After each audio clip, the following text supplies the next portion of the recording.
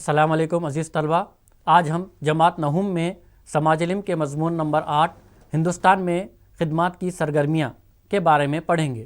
بچوں، جیسا کہ آپ جانتے ہیں ہندوستانی معیشت کو 3 عظیم شعبوں میں تقسیم کیا گیا ہے۔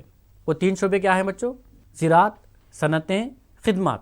اس سے پہلے آپ نے زراعت اور صنعتوں کے بارے میں پڑھا ہی ہوگا۔ چلیے آج ہم خدمات کے بارے میں تفصیلی مطالعہ کریں گے۔ خدمات کا معیشت میں کیا رول ہے، کس طرح یہ ہمارے ملک کی ترقی میں اہم رول ادا کر رہا ہے، اس کے بارے میں ہم تفصیلی مطالعہ کریں گے۔ بچوں، سب سے پہلے آپ کو ایک سلائیڈ پیش کی جائے گی جس میں خدمات کی تفصیل درج ذیل ہے، جس سے آپ کو یہ بات سمجھ میں آئے گی کہ خدمات میں کیا کیا چیزیں شامل ہوتی ہیں۔ دیکھیے بچوں، خدمت کی سرگرمیاں کیا ہیں، اس کی تفصیل میں سب سے پہلا سرگرمی سروجنی ہسپتال میں ایک ڈاکٹر ہے۔ وہ وارڈوں میں گشت کرتی ہے، مریضوں کی تشخیص کرتی ہے، دوائیں تجویز کرتی ہے اور ان کی بہتری پر نظر رکھتی ہے۔ اصل میں ڈاکٹر سروجنی کیا پیدا کرتی ہے؟ اشیاء کی اصطلاح میں کچھ نہیں، لیکن خدمات کی اصطلاح میں مریضوں کو شفا پانے اور صحت مندی حاصل کرنے میں مدد کرتی ہے۔ ہاں دیکھو بچوں، یہاں پر یہ خدمات ہمیں سب سے پہلی خدمت کا جو ذکر آیا وہ ہے ڈاکٹر کی خدمات۔ یہ لوگ اشیاء کی پیداوار کے بارے میں اگر ہم بات کریں تو یہ اشیاء کی پیداوار میں کوئی نئی پیداوار نہیں ہے، لیکن ان خدمات کی اصطلاح میں یہ مریضوں کو شفا پانے اور صحت مندی حاصل کرنے میں مدد کر رہی ہے۔ اسی طرح سندریا کی کرانے کی دکان ہے۔ یہ دکان اس کے گھر کے سامنے کے حصے میں ہے۔ وہ بچوں کو اسکول بھیجنے کے بعد دکان کھولتی ہے اور رات دیر گئے تک چلاتی ہے۔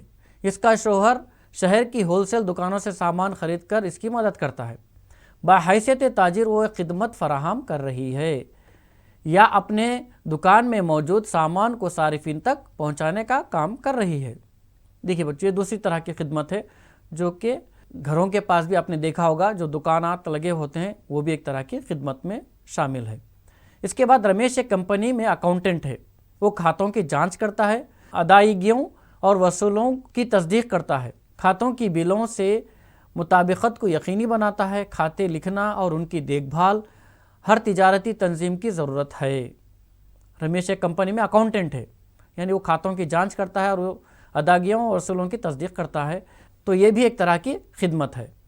اس کے بعد چوتھی مثال ہمارے پاس جو موجود ہے، سمپت ایک چھوٹی ویان کا مالک ہے۔ وہ ہر صبح مچھلی مارکیٹ جاتا ہے، جہاں کی عورتیں مچھلیاں خرید کر سمپت کی ویان سے اپنے علاقوں کو پہنچتی ہیں۔ وہ مارکیٹ سے مچھلی کی منتقلی کے لیے کرایہ لیتا ہے۔ ہاں تو بچوں، دیکھا آپ نے، سروجنی جو کہ ایک ڈاکٹر ہے وہ دواخانے میں خدمات انجام دے رہی ہے۔ اس کے بعد رمیش جو ایک کمپنی کا اکاؤنٹنٹ ہے، کھاتوں کی خیال رکھتا ہے، کھاتوں کی دیکھ بھال کرتا ہے، کھاتوں میں ادائیگیاں وصولوں کے اندراج کرتا ہے۔ اس طرح وہ کمپنی میں خدمات انجام دے رہا ہے۔ اس کے بعد چوتھی مثال ہماری جو 10ویں کتاب میں پیش کی گئی تھی، سمپت جو کہ ایک چھوٹی ویان کا مالک ہے اور وہ مچھلیاں جو خواتین پکڑ کر بازار میں لا کر بیچتی ہیں، وہ ایک دوسرے سے دوسری جگہ منتقل کرنے میں ان کی مدد کرتا ہے۔ یہ چاروں خدمات میں شامل ہیں، یا چاہے وہ ڈاکٹر ہو، چاہے کرانہ دکان ہو، یا جو ہے نا اکاؤنٹنٹ ہو، یا کوئی ڈرائیور ہو۔ یہ تمام جو لوگ مل کر کام کر رہے ہیں، تمام کے تمام خدمات میں شامل ہیں۔ لیکن بچوں، یہاں پر آپ کو ایک بات سمجھنا ضروری ہے کہ خدمات کسے کہتے ہیں۔ عام طور پہ ہم یہ سمجھتے ہیں کہ خدمات بڑوں کی خدمت کرنا، لوگوں کی دیکھ بھال کرنا، بزرگوں کی خدمت کرنا، کیا یہ خدمات میں شامل ہیں؟ یہ خدمات ضرور ہیں، لیکن اس کا معاشیات سے تعلق نہیں ہے۔ معاشیات میں ہم انہی خدمات کی بات کریں گے جن کے عوض میں معاوضہ عطا کیا جاتا ہو، کچھ رقم دی جاتی ہو، کوئی کام مفت میں نہیں ہوتا، اسی کو ہم خدمات میں شامل کرتے ہیں۔ خدمات کے دوسرے شعبوں سے تعلقات۔ زرعی اور صنعتی مصروفیات کے لیے خدمات کی سرگرمی نہایت ضروری ہے۔ دھان اور ترکاریوں کا کیا ہوتا اگر بیل گاڑیاں، ٹرک اور بسیں حمل و نقل کے لیے نہ ہوتیں؟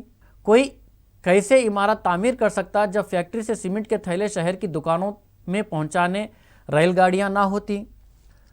اگر یہ چیزیں مارکیٹ تک پہنچتی بھی ہیں تو انہیں خریدنے لوگوں کا گروپ چاہیے، اور انہیں یا تو راست صارفین یا دیگر پیدا کنندوں جیسے رائس مل، آئل مل وغیرہ کو فروخت کرتے ہیں۔ اس کا مطلب تجارتی مصروفیت خدمتی مصروفیات کا اہم حصہ ہے۔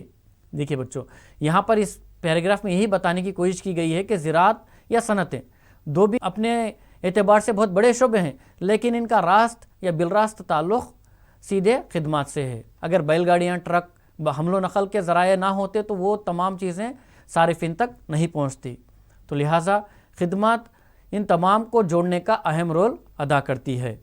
ہاں تو بچوں، خدمات دو بڑے شعبے زراعت اور صنعت کو آپس میں جوڑنے کے لیے بہت ضروری ہے۔ جیسا کہ ہم نے دیکھا، رمیش جو کہ کمپنی میں کام کرتا ہے، کمپنی کا تعلق صنعتوں سے ہوتا ہے، لیکن چونکہ وہ اکاؤنٹنٹ ہے، کھاتوں کی دیکھ بھال کرتا ہے، تو لہٰذا وہ خدمات میں شامل ہے۔ اس کے علاوہ خدمات میں کئی ایسے شعبے بھی شامل ہیں، کئی ایسے کام بھی شامل ہیں جن کی تفصیل ہم آگے دیکھتے ہیں۔ خدمات شعبے کی اہمیت اور کچھ چیلنجز۔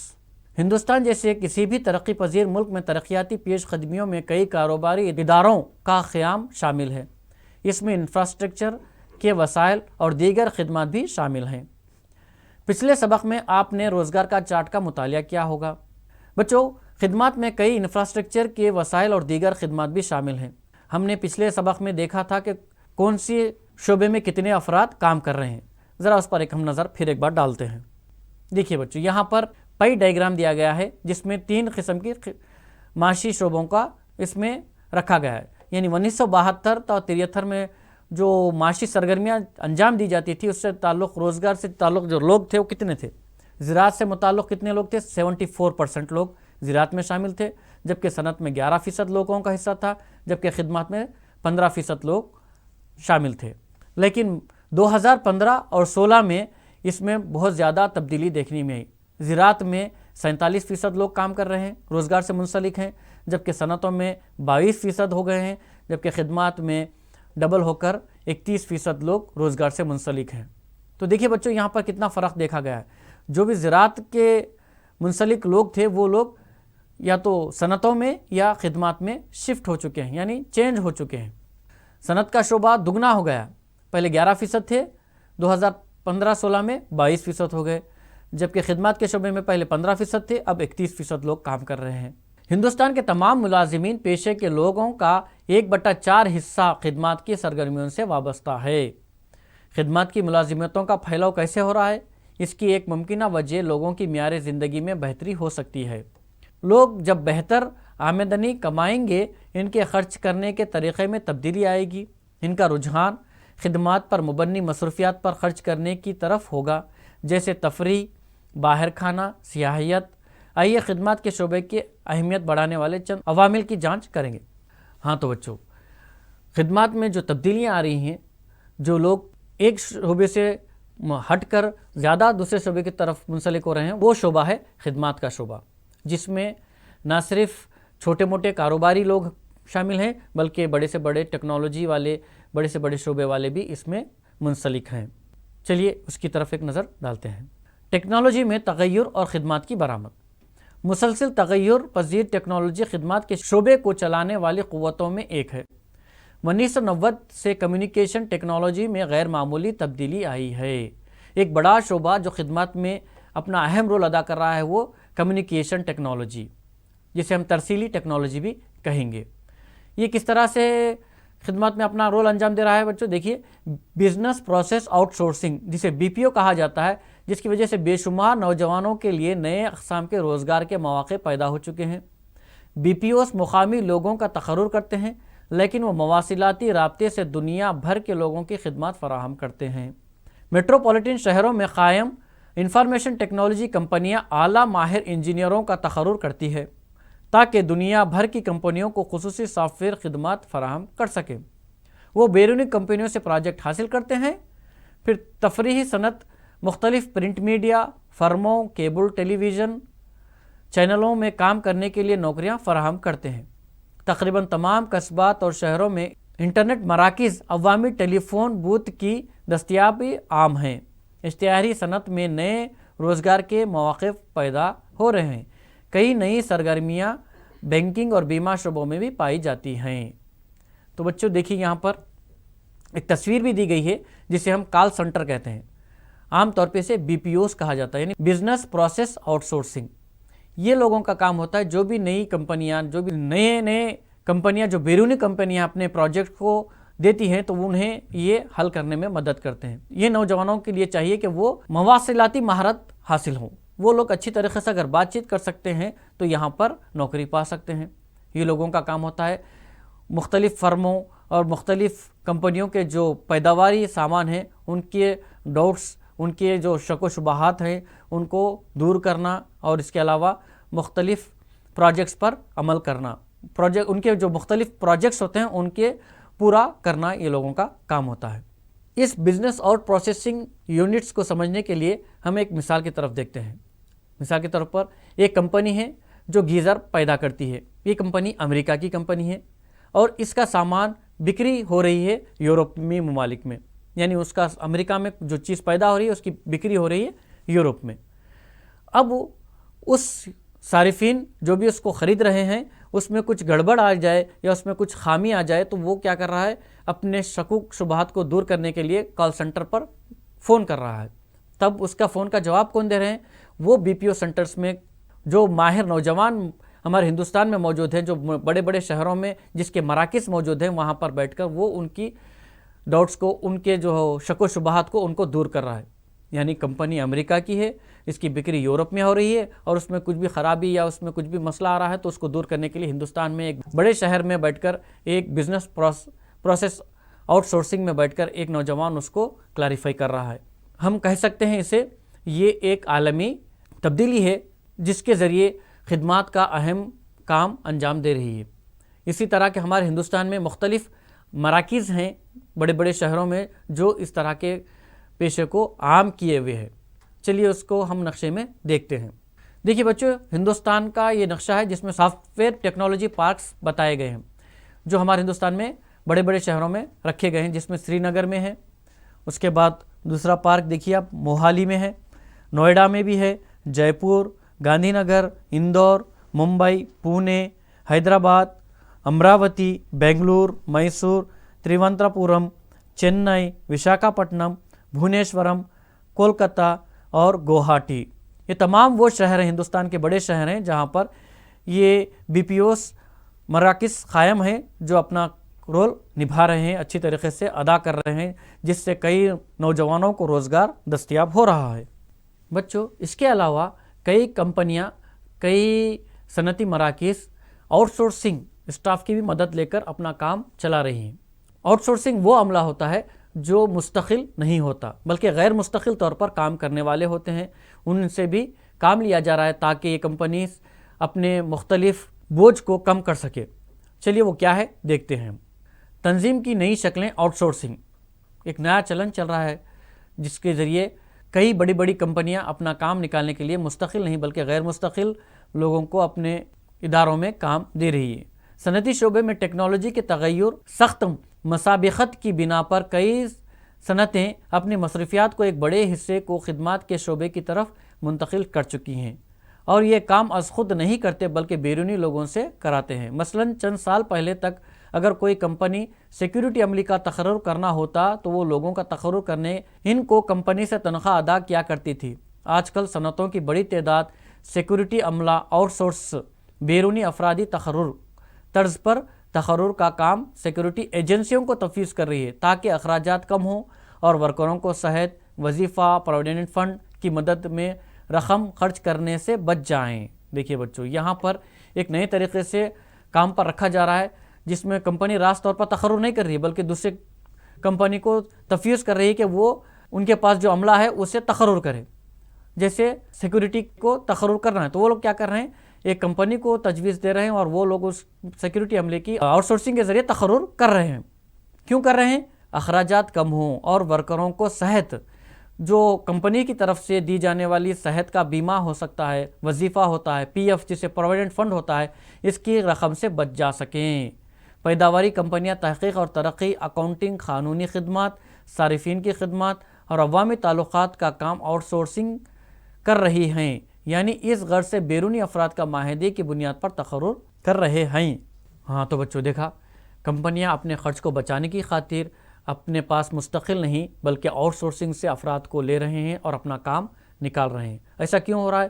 بازار میں افراد کی تعداد تو زیادہ ہے لیکن روزگار کی کمی ہے، جس کی وجہ سے لوگ بھی کام کرنے سے کوئی پیچھے نہیں ہٹ رہے، چاہے انہیں مستقل روزگار ملے یا نہ ملے وہ کام کرنے کے لیے تیار ہیں۔ تو اس کا فائدہ کمپنیز بہت اچھی طریقے سے اٹھا رہی ہیں. نہ صرف اس کا فائدہ بڑی بڑی کمپنیز اٹھا رہی ہیں بلکہ حکومت بھی اس طرح کے فائدے کو اٹھانے کی کوشش کر رہی ہے تاکہ وہ ان کے دیگر جو سہولیات ہوتی ہیں اس پر اپنا خرچ بچا سکے.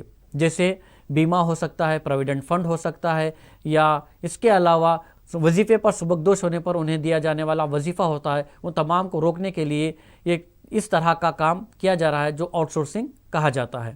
اس کے علاوہ خدمات میں مزید اضافہ ہو رہا ہے، لیکن ہنرمندی کی کمی کی وجہ سے مختلف طریقے سے بھی خدمات انجام دی جا رہی ہیں.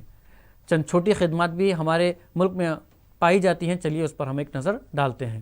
روزگار کے مواقعوں کا فقدان، چنانچہ کم آمدنی کی خدمت کی سرگرمی میں مشغولیت. دیکھیے بچوں، روزگار کے جو مواقع کا کم رہنے کی وجہ سے کیا کر رہے ہیں لوگ، چھوٹے موٹے کام بھی کرنے کے لیے تیار ہو جا رہے ہیں. جیسے کئی صنعتوں خصوصاً پارچہ اور دیگر صنعتوں کے بند ہونے سے ان فیکٹریوں کے مزدور چھوٹے کاروبار، واچ مین اور دیگر کم آمدنی والے خدمات کے پیشے اختیار کرنے پر مجبور ہو گئے. اسی منتقلی سے شہری علاقوں میں بے روزگاری وجود میں آئی ہے. دیہی علاقوں سے لوگ کام کرنے شہر آتے ہیں، مگر وافر روزگار کے موقع نہ ہونے یا تو واپس زرعی شعبے کا رخ کیا یا کئی غیر ہنرمند کم آمدنی والے شعبے خدمات میں روزگار سے جڑ گئے. دیکھیے بچوں، یہاں پر ایک آٹو رکشہ رواں کی کہانی ہے. میں ایک آٹو رکشہ ڈرائیور ہوں. میں 10 سال قبل ورنگل آیا. میں دن میں آٹو رکشہ چلاتا ہوں، رات کو سڑک کے کنارے پر رہتا ہوں. ہر شام مالک کو کرایہ ادا کرنا پڑتا ہے. سائیکل رکشہ میری کمائی مستقل نہیں ہے. کسی دن 250 روپے کماتا ہوں اور کسی دن بڑی مشکل سے 100 تا 150 روپے. ان دنوں مسابقت زیادہ ہے. اس کے علاقے میں سائیکل رکشاؤں کی تعداد میں اضافہ ہو رہا ہے. تو دیکھیے بچوں، روزگار کی قلت کی وجہ سے لوگ کیا کر رہے ہیں، جو بھی کام ملیا کرنے کے لیے تیار ہیں. آٹو چلانا وغیرہ بھی اس میں شامل ہے. ہندوستان جیسے بڑے ملک میں روزگار کا ملنا کوئی بڑا مسئلہ نہیں ہے. ہمارے ملک میں وسائل کی کوئی کمی نہیں ہے، لیکن اس کے باوجود جس طرح کا روزگار چاہتے ہیں لوگ، اس طرح کا روزگار ملنا آسان بھی نہیں ہے. لوگ اس لیے کیا کر رہے ہیں، چھوٹے موٹے کاروبار پر بھی اپنے آپ کو خود مکتفی کر رہے ہیں تاکہ انہیں اپنا روزگار چلانا ہے، اپنے معیار زندگی کو ابھارنا ہے، اس کی کوشش میں وہ لگے ہوئے ہیں. بچوں، آپ جانتے ہیں خدمات کو ہم نے کئی زمروں میں دیکھا، لیکن اس کو اور بھی قریب سے ہم دیکھنے کی کوشش کریں گے تاکہ آپ کو سمجھ میں آئے گی کہ کون سے زمرے میں زیادہ آمدنی یا زیادہ لوگ کام کر رہے ہیں، کون سے زمرے میں کم لوگ کام کر رہے ہیں. چلیے اس پر ہم ایک نظر ڈالتے ہیں. خدمات میں کون سی سرگرمیاں شامل ہیں؟ کمیونٹی، سماج اور شخصی خدمات، یہ نمبر 1 پہ رکھا گیا بچوں. کمیونٹی، سماجی خدمات اور شخصی خدمات جو بھی ہیں اسے ہم ایک کیٹیگری میں رکھیں گے. پبلک ایڈمنسٹریشن، دفاع، تعلیمات، صحت، ویٹرنری، کارکردگیاں، میڈیا، لائبریری، میوزیم، محافظ خانے اور دیگر تہذیبی کارکردگیاں وغیرہ تمام کس میں شامل ہیں؟ کمیونٹی اور سماجی شخصی خدمات میں ان تمام کو رکھا گیا ہے. اس میں تعلیمات بھی ہے، صحت بھی ہے، تمام چیزیں ہیں. اس کے بعد فائنانس، انشورنس اور ریئل اسٹیٹ، اس کو ایک الگ زمرہ دیا گیا ہے. Bankings, post office, saving accounts, مالیاتی ادارے، life insurance, general insurance corporation, brokers اور ریئل اسٹیٹ کمپنیاں وغیرہ، انہیں ہم دوسرے زمرے میں رکھیں گے تاکہ ہمیں پتہ چلے کہ کون سے زمرے میں زیادہ ترقی ہو رہی، کون سے زمرے میں زیادہ لوگ کام کر رہے ہیں اور کون سے اس میں کم ہیں. اس کے بعد تیسرا زمرہ ہے تجارت اور ہوٹل، حمل و نقل و مواصلات. یہ بھی بہت بڑا شعبہ ہے جس کے اندر کتنے لوگ شامل ہیں. چلیے ہم اس گراف کی مدد سے معلوم کرنے کی کوشش کریں گے. خدمات کے شعبے کی سرگرمیاں، جس میں سرکاری ملازمین اور خانگی ملازمین، کتنے لوگ کام کر رہے ہیں. 1991 میں کتنا فیصد لوگ منسلک تھے اس سے، اور 2010 میں کتنا اس میں اضافہ ہوا یا کمی ہوئی، اس پر ہم ایک نظر ڈالیں گے. ہول سیل اور ریٹیل تجارت، جس میں صرف 1.5% لوگ سرکاری ملازمت میں شامل تھے 1991 میں، 2010 میں بڑھ کر 1.7 ہوئے. جبکہ خانگی شعبے میں یہ زیادہ لوگ کام کرتے ہیں، جیسے 3% تھے، اس کے بعد بڑھ کر 5.1% ہوئے. حمل و نقل اور دیگر کمیونیکیشن میں کتنے فیصد لوگ سرکاری ملازمت میں شامل تھے 1991 میں؟ 30%. مگر اس کے بعد 2010 میں اس میں کمی آئی ہے جس میں 25% لوگ رہ گئے ہیں. جبکہ خانگی ملازمتوں میں یہ صرف 0.5 یعنی آدھا فیصد لوگ تھے، جبکہ اب بڑھ کر اس میں اضافہ ہو کر 1.7% لوگ روزگار سے منسلک ہے خانگی ملازمتوں میں. جبکہ مالیہ، بیمہ اور ریئل اسٹیٹ میں 1991 میں 11% لوگ کام کر رہے تھے، جبکہ اس میں اضافہ ہوا 2% کا، اور 14% لوگ اب کام کر رہے ہیں سرکاری ملازمت میں، تب کہ خانگی ملازمتوں میں اس میں بہت زیادہ اضافہ ہوا ہے، 2.5% سے بڑھ کر 15.5% تک ہو گیا ہے، خاص طور پہ کس میں بچوں؟ مالیہ، بیمہ اور ریئل اسٹیٹ میں۔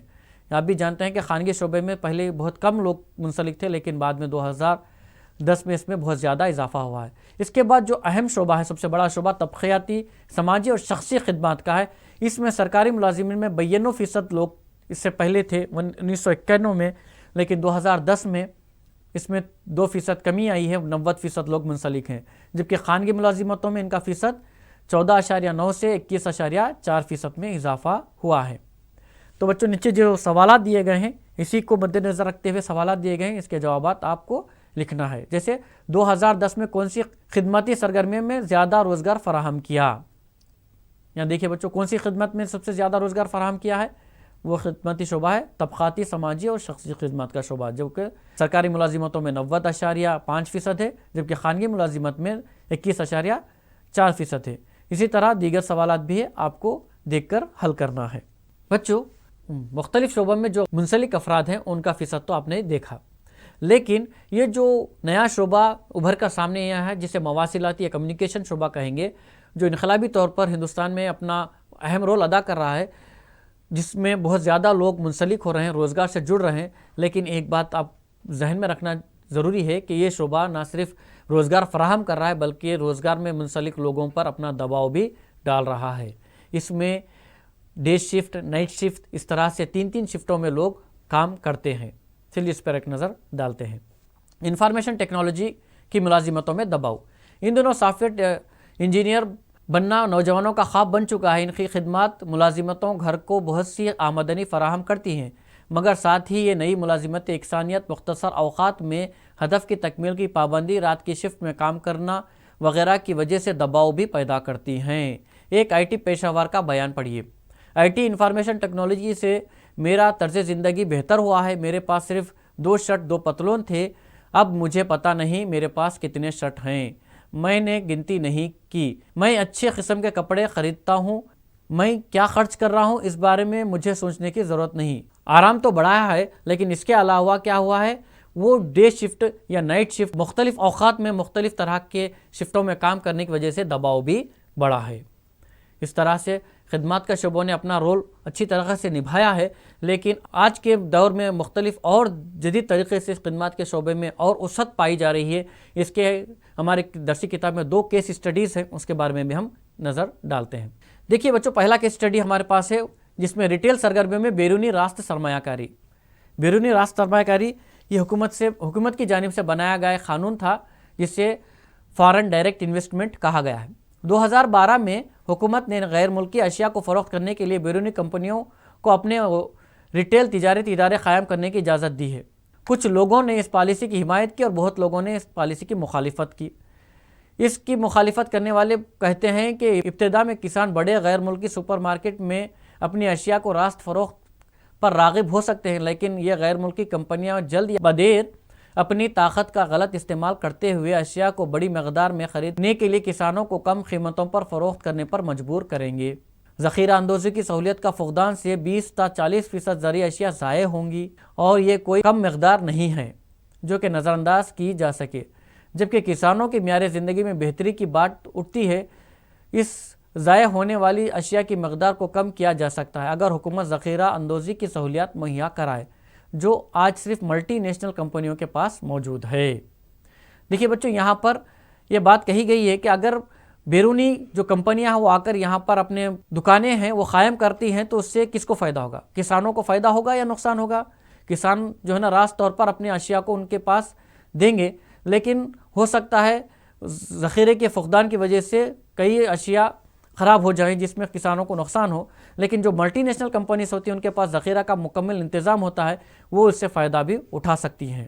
یہ خیال بڑے سپر مارکیٹ زرعی اشیاء کی تصدیق کو ذخیرہ اندوزی کے آلات میں سرمایہ کاری کے لیے کم کر سکتے ہیں۔ 2 طرح سے ناپسندیدہ ہے۔ پہلے تو زرعی اشیاء کی تصدیق کو بڑھا کر بتایا جائے گا، دوسرے بڑے ریٹیل تاجر جنہوں نے ذخیرہ اندوزی کی توقع کے مطابق سرمایہ کاری کرنے سے کترائیں گے۔ روایتی اور چھوٹے ریٹیل شعبوں کی ملازمت ختم ہو جائے گی اور وہ لوگ جو ریٹیل تاجروں کو چھوڑیں گے، جس سے مارکیٹ کی قوت چند ہاتھوں میں ہو جائے گی۔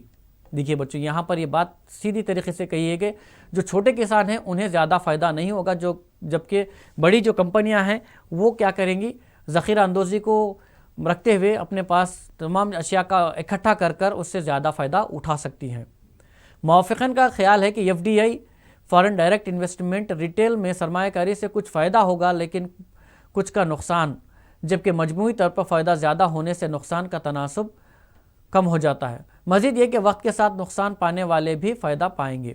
یہ دلیل دی گئی ہے کہ بڑے اور درمیانی نوعیت کے کسانوں کو زیادہ فائدہ ہوگا، جبکہ چھوٹے کسان بے زمین مزدور کو نقصان ہوگا۔ تاہم بڑے مارکیٹوں کی خریداری سے زرعی اشیاء کی طلب میں اضافہ ہوگا، جس کے بدلے زرعی پیداوار میں اضافہ ہوگا، نتیجے میں مزدوروں کی طلب میں اضافہ ہوگا اور طویل مدت میں زرعی پیداوار کی اجرتوں میں بھی اضافہ ہو سکتا ہے۔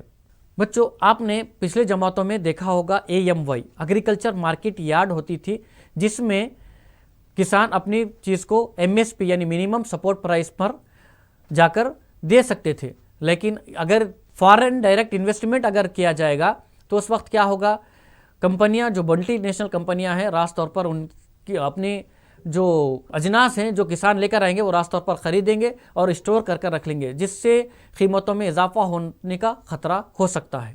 اسی طرح کا اور ایک کیس سٹڈی ہمارے پاس ہے، اس پر ایک نظر ڈالتے ہیں۔ کیس سٹڈی نمبر 2 جو کہ ہمارے ہندوستان میں بہت ضروری ہے۔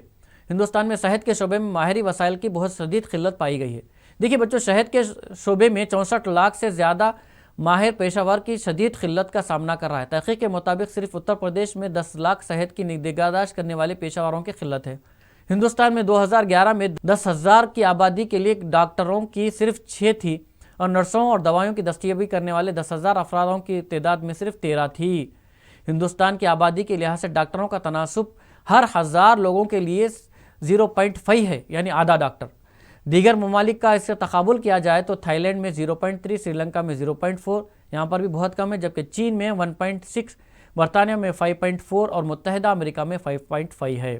بچوں، ہمارے پاس خدمات کے شعبے میں جو بہت بڑی قلت کا سامنا کر رہا ہے، جس میں ہر 1000 افراد کے لیے 0.5 شہد کا عملہ دستیاب ہے، جو کہ بہت ناکافی ہے۔ لہٰذا یہاں پر حکومت کو توجہ دینی چاہیے کہ اس شعبے کو وسعت دے۔ مختلف پیشہ وروں کی قلت کی وجہ سے تمام کیڈر سے تعلق رکھنے والے صحت کے کارندوں، میڈیکل، نرسنگ، ANMs اور مختلف اداروں کا راست یا غیر مناسب تقسیم نظر آتی ہے، جن میں تعلیمی معیار کی وسعت فرق پایا جاتا ہے۔ پیشہ ورانہ کالجوں اور اسکولوں کی غیر مناسب تقسیمی پیداواری اہلیت، معیار تعلیم، تربیت و عدم توازن پیدا کر رہی ہے، جس کی وجہ سے صحت سے متعلق بہتر نتائج حاصل نہیں ہو رہے۔ حلیف طبی پیشہ وروں یا امدادی پیشہ خدمت کی تربیت یافتہ افراد کو بااختیار بنایا جائے، کیونکہ وہ ایسے علاقے ہیں جہاں کوئی سہولت میسر نہیں ہے۔ صحت کی خدمات کو بہتر بنانے کے لیے انتہائی اہم کردار ادا کر سکتی ہے اور تبدیلی لانے والے قائدین کی طرف ابھر سکتے ہیں۔ تو پیارے بچوں، یہاں پر ہم نے خدمات کے شعبے میں منسلک کتنے لوگ ہیں، کون سے لوگ کس طرح سے اپنے کام کر رہے ہیں، کون سے شعبے میں کتنے زیادہ افراد کام کر رہے ہیں، کون سا شعبہ ابھر کر سامنے آ رہا ہے، اور کون سے شعبے ہیں جس میں آج بھی بہت زیادہ شدید قلت کا سامنا کر رہا ہے، یہ تمام کا ہم نے تفصیلی مطالعہ کیا ہے۔ لیکن جو بھی ہو، خدمات کا شعبہ ہمارے ہندوستانی معیشت کو ابھارنے میں اہم رول ادا کر رہا ہے۔ خدمات کے شعبے سے تعلق رکھنے والے لوگ آسانی سے روزگار کو دستیاب کر رہے ہیں، جس کی وجہ سے ان کے معیار زندگی میں بھی اضافہ ہو رہا ہے۔ بچوں، آج کے اس سبق میں ہم نے جو دیکھا خدمات کے شعبے کا کیا اہمیت رکھتا ہے، ہمارے ہندوستانی شعبے میں اس کا کیا اہم رول ہے، اس کو ہم نے اچھی طرح سے دیکھا۔ اگلی جماعت میں ہم پھر دوبارہ ملاقات کریں گے، تب تک کے لیے خدا حافظ۔